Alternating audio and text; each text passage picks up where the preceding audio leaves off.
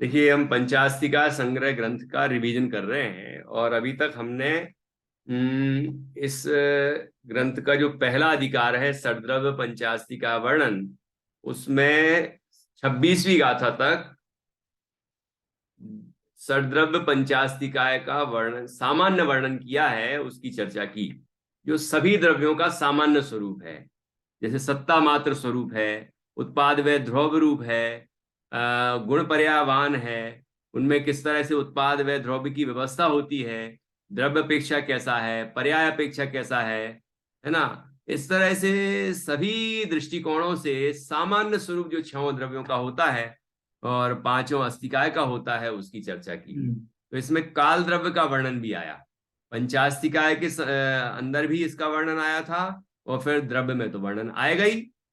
तो पंचास्तिकाय के अंदर जब काल द्रव्य का वर्णन आया, तो वहां पर आचार्य ने लिखा कि इसका काल द्रव्य का, पंचास्तिकाय के प्रकरण में काल द्रव्य का वर्णन अप्रासंगिक नहीं है और अनुचित भी नहीं है।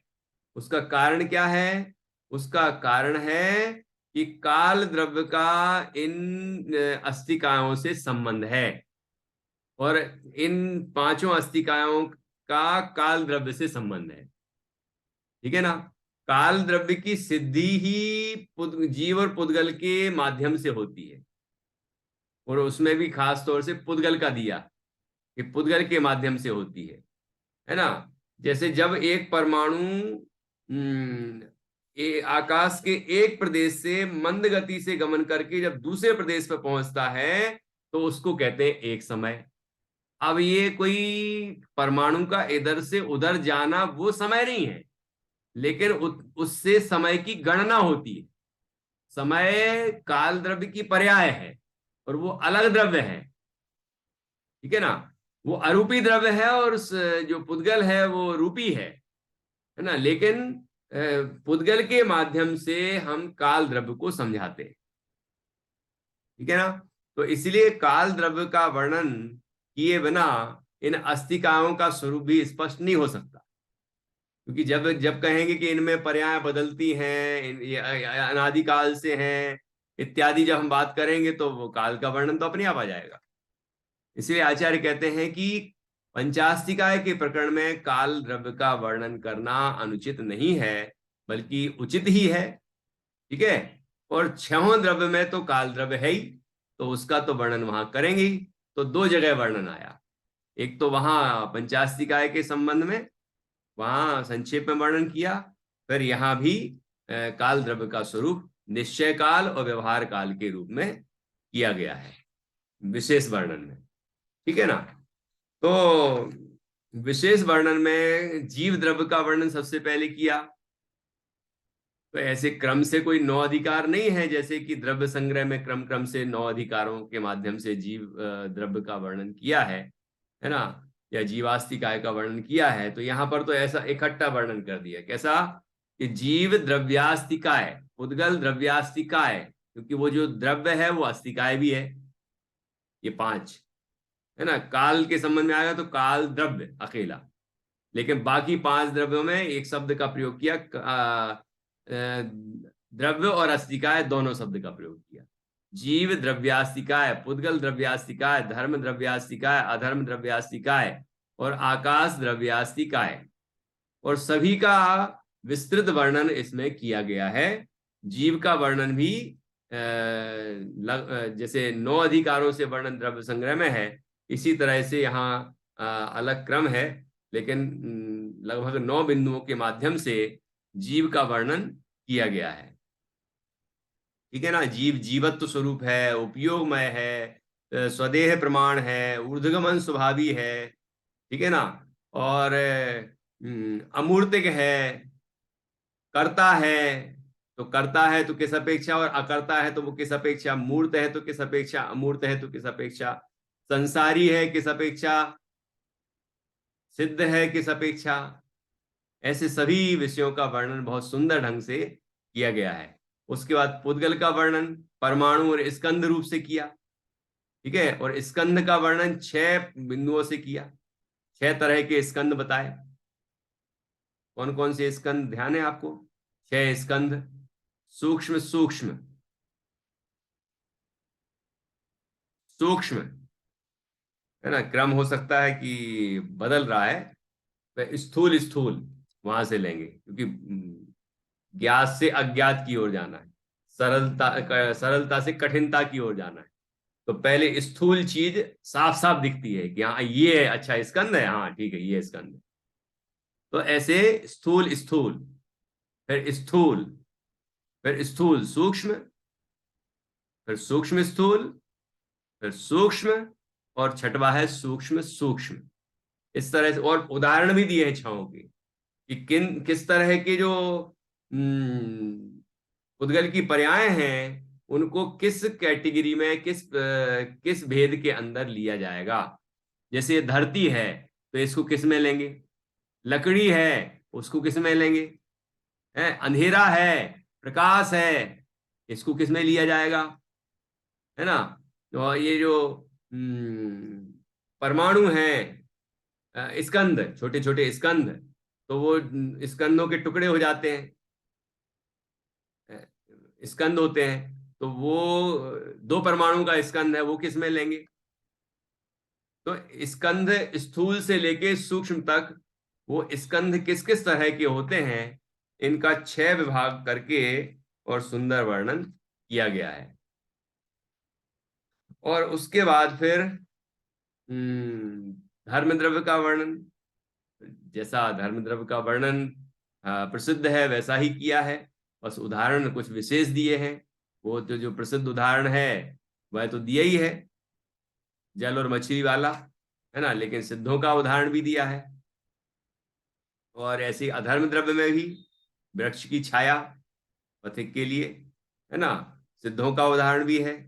आकाश द्रव्य, और उसके बाद ये मतलब यहाँ तक तो द्रव्य आस्ति का दोनों हो गए। फिर काल द्रव्य में निश्चय काल और व्यवहार काल, ये द्रव्य का वर्णन किया है।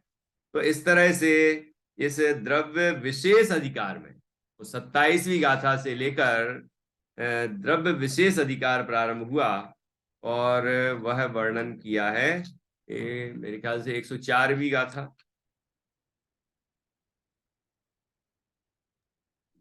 104 तक ही वही है जी। है ना?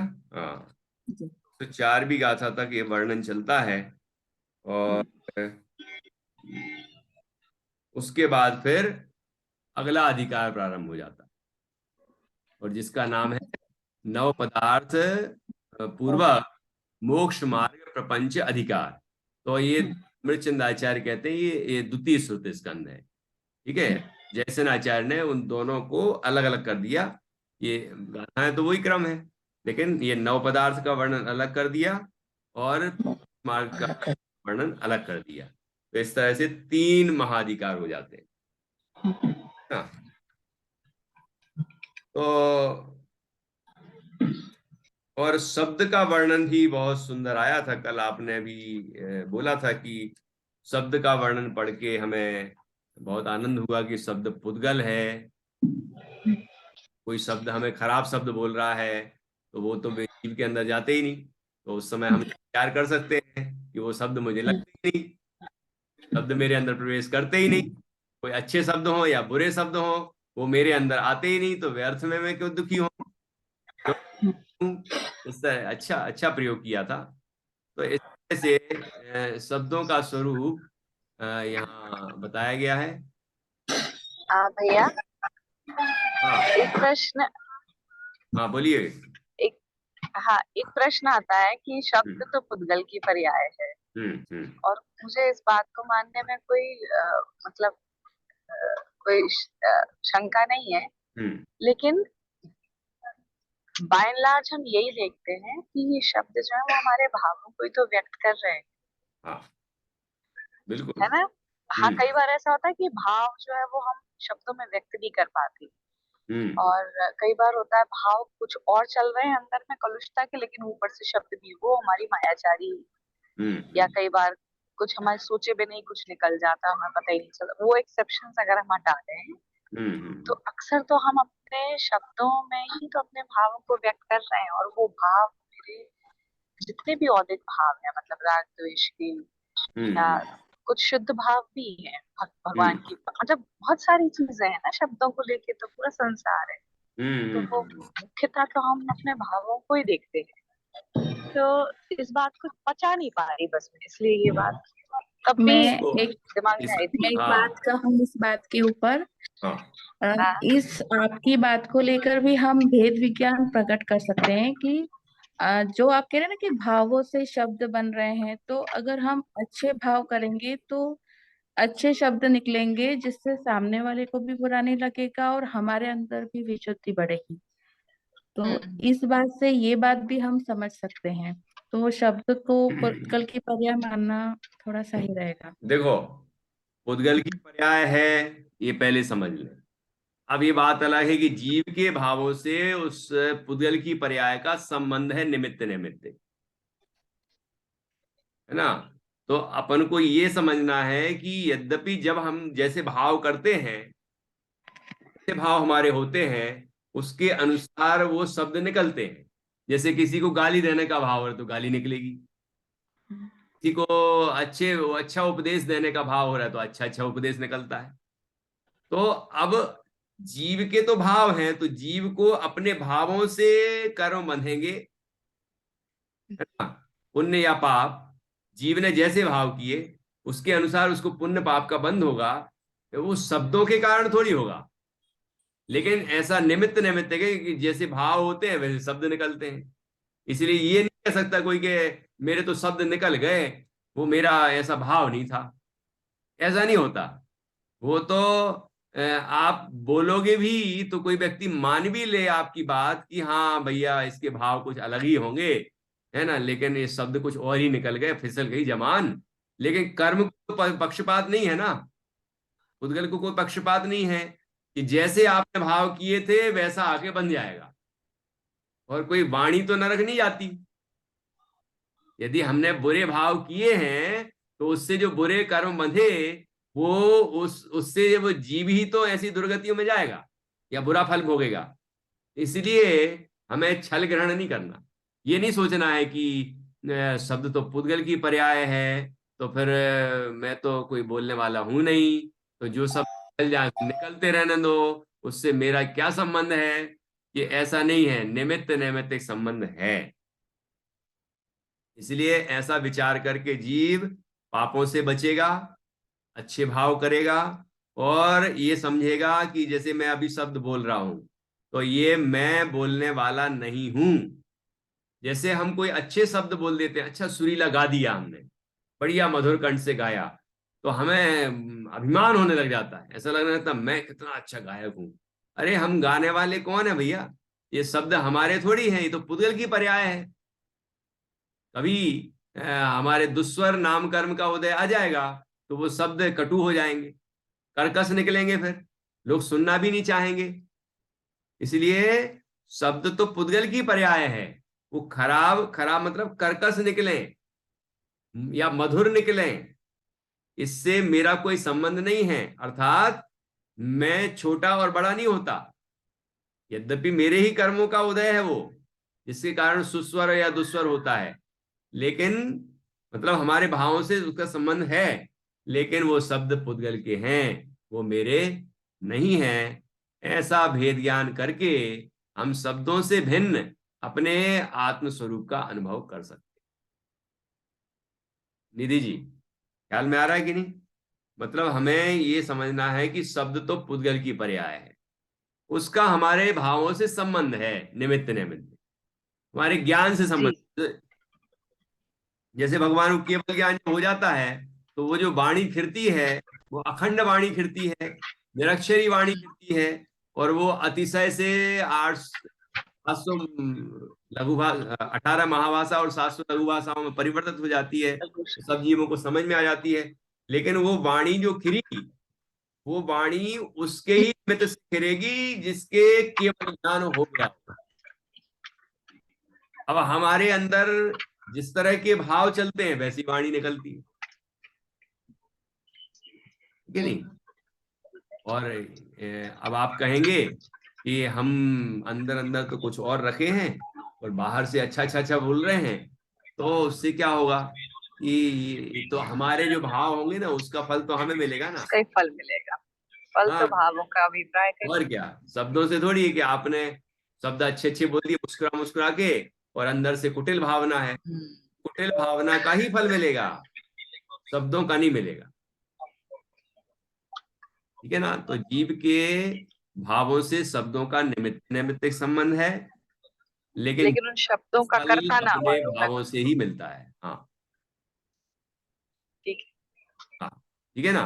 तो जब बुरे शब्द निकले तो उसमें सुधार की गुंजाइश रखें, और अच्छे शब्द निकले तो उसमें अपने को कर्ता ना माने। हाँ, कर्ता न माने, अभिमान न करें, बहुत अच्छा। अब ये इसमें से अपन एक शिक्षा निकाल। निकाल सकते हैं, बिल्कुल। ठीक है ना। अभी जैसे बढ़िया। अभी मैंने शब्द बोले थे कि उद्गल स्कंद के 6 भेद, उसमें स्थूल शब्द की जगह बादर है। बादर, तो बादर बादर अर्थ वही है स्थूल, लेकिन शब्द जो है वही अपन को सीखना है। बादर बादर, बादर, बादर सूक्ष्म, सूक्ष्म बादर, सूक्ष्म, ठीक है, और सूक्ष्म पांचवा, और सूक्ष्म सूक्ष्म ये छठवा। इस तरह से इसके अंदर 6 भेद बताए गए हैं। और इसमें जो लकड़ी, पत्थर और पृथ्वी, ये लिए हैं बादर बादर में। उसके बाद दूध, घी, तेल, जल, ये रस है ना, लिक्विड चीजें, तरल पदार्थ, ये लिए हैं बादर में। पहला बादर बादर, फिर दूसरा बादर, फिर तीसरा बादर सूक्ष्म। तो बादर सूक्ष्म में लिए गए हैं छाया, धूप, अंधेरा, चांदनी, है ना, प्रकाश वगैरह, ये सब बादर सूक्ष्म में लिया गया है। फिर सूक्ष्म बादर चौथा, सूक्ष्म बादर में बताया गया है जो सूक्ष्म होने पर भी स्थूल ज्ञात होते हैं, ऐसे स्पर्श, रस, गंध और शब्द आदि। शब्द, स्पर्श, रस, स्वाद, है ना। तो स्वाद को हम जान सकते हैं, तो लेकिन उसको हम देख नहीं सकते। तो चक्षु इंद्री का विषय नहीं है वो, ये सब चीजें स्पर्श, रस, गंध और शब्द, ये चक्षु इंद्री के विषय नहीं है, दिखते नहीं हमें, है ना, लेकिन हमें इस स्थूल रूप से ज्ञात हो जाते कि ये है। इसलिए इनको लिया गया है सूक्ष्म बादर में। और सूक्ष्म में क्या लिया गया है? सूक्ष्म में लिया गया है जो इंद्रिय गम्य ही ना हो, कोई भी इंद्रियों के द्वारा विषय ना बने, वो लिए गए हैं सूक्ष्म में। और वो है कर्म वर्गणा आदि, वर्गणाएं, कर्म वर्गणा, 8 कर्म है। ठीक है। फिर सूक्ष्म सूक्ष्म में लिए गए हैं वो 2 परमाणु, 2 परमाणु का स्कंद, स्कंद के ही भेद है ना ये सारे। तो 2 परमाणु के स्कंद तक, कर्म वर्गणा के नीचे से लेके, कर्म वर्गणा के बाद से जो थोड़े कम परमाणु के स्कंद होंगे, ये उसके बाद से लेके 2 परमाणु के स्कंद तक वो सूक्ष्म सूक्ष्म में लिए गए हैं। इस तरह से यहाँ स्कंद के, उद्गल स्कंद के 6 भेद किए गए उदाहरण सहित। हाँ देखो, मैंने बताया था जो तात्पर्य वृत्ति में वही नाम है जो मैंने बोले थे अभी। यहाँ अमृतचंद आचार्य ने बादर बादर लिखा और जयसेन आचार्य ने स्थूल स्थूल लिखा। तो जो पहले मैंने शब्द बोले थे भेद 6, वो नाम भी हैं और ये नाम भी है, दोनों ही नाम है, स्थूल स्थूल, ठीक है, स्थूल, स्थूल सूक्ष्म, सूक्ष्म स्थूल, और सूक्ष्म सूक्ष्म सूक्ष्म। ठीक है, उदाहरण वही है। चलिए, इसके बाद फिर परमाणु का स्वरूप, फिर सभी द्रव्यों का यहाँ पर वो स्निग्ध और रूक्ष की क्या व्यवस्था है जिससे कि परमाणु आपस में बंधन को प्राप्त होते हैं, स्कंद बनते हैं, वो सब वर्णन किया। और शब्द जो है वह स्कंद से उत्पन्न होता है, मतलब भाषा वर्णा वो स्कंद है, वो भाषा वर्णा का शब्द रूप से पर्णमन होता है, और वह पुद्गल की पर्याय है। ठीक है ना। वो स्वयं स्कंद नहीं है, वो स्कंद जन्य है, ठीक है ना, स्कंद की पर्याय है। इस तरह से यहाँ वर्णन आया था। और वो शब्दों के भेद भी बताए थे बहुत सारे, ठीक है ना। और शब्द शब्द के बारे में और भी कुछ विशेष बातें यहाँ पर आई थी। हम्म, हम्म, फिर इसका उपसंहार कर दिया, ठीक है। फिर धर्मास्तिकाय, अधर्मास्तिकाय, धर्म द्रव्यास्तिकाय, अधर्म द्रव्यास्तिकाय, आकाश द्रव्यास्तिकाय, इन सब का वर्णन किया है। और जो सामान्य स्वरूप है वो तो है ही, कुछ विशेष बातें भी बताई हैं कि जैसे वह धर्म आस्तिकाय है तो वो अरूपी है ना, तो अरस है, अरूप है, अगंध है, अवर्ण है, अशब्द है, क्योंकि जो पुद्गल नहीं है वो तो ये सब चीजें हैं ही। तो ये बात हमने जीव के संबंध में तो सुनी है कि जीव अरस अरूपी अस्पर्शी है, लेकिन यहाँ धर्म द्रव्य भी अरस अरूपी अस्पर्शी है, अधर्म द्रव्य भी अरस अरूपी अस्पर्शी है, आकाश द्रव्य भी अरस अरूपी अस्पर्शी है, क्योंकि वो अरूपी है ना।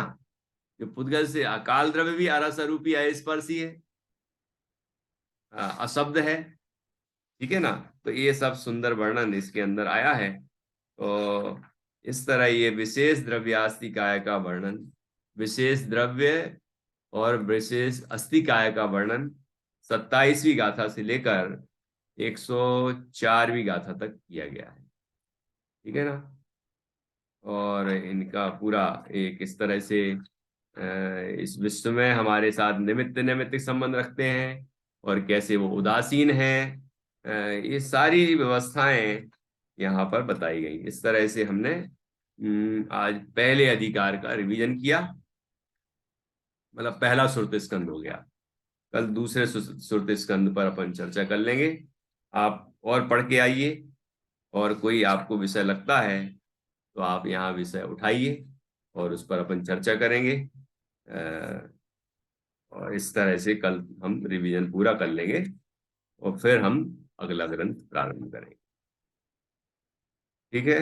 105वीं गाथा से 9 पदार्थ अधिकार है, फिर मोक्ष मार्ग प्रपंच अधिकार है उसके आगे, ठीक।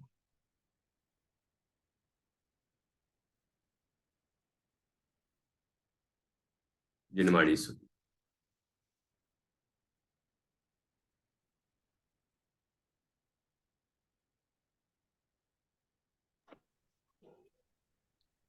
निज निधि निज में बताई, यह अनंत उपकार है। इसके लिए जिन वाणी माँ को वंदना शत बार है, वंदना शत बार है। मुरदास सांग जिनवाणी माता की जय। महान जिन धर्म की जय।